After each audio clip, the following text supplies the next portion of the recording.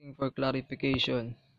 Rahila, okay everyone, let's finalize our plans for the sports day. These are one Nick, Didier, Wendy, everyone please pay attention. Wendy, sorry Rahila, didn't catch it. Can I ask you to repeat what you just said? Rahila, I just said we should start discussing our plans for sports day. Did you talk to Coach Andrew? Wendy, me? No, I was supposed to. Ron, why Wendy was not if you who offered to meet Coach Andrew after class on Friday? Wendy, but I thought we were supposed to meet him together. Lisa and I. Lisa, hey, I thought I heard my name. Can someone explain this from the beginning, please?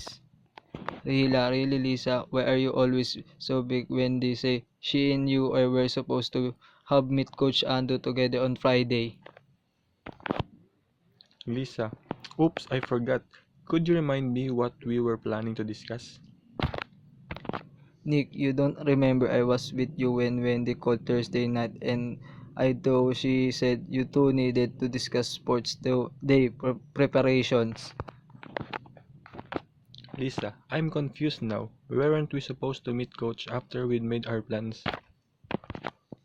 Didier, guys, we are moving off the tracks. Now I on the right track. Nick, alright, let's go over this once more. Everyone please pay attention. We need to discuss how to start planning the sports day events.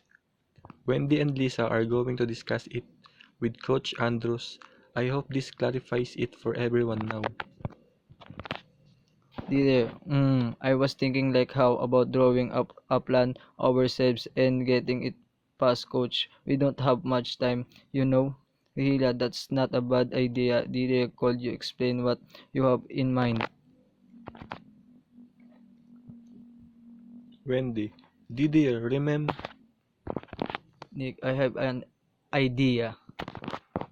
Rahila, Nick, please don't interrupt her.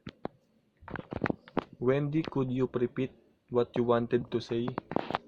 Wendy, what I was saying was that Didier and I was just talking about things we could do not he. Thanks for listening.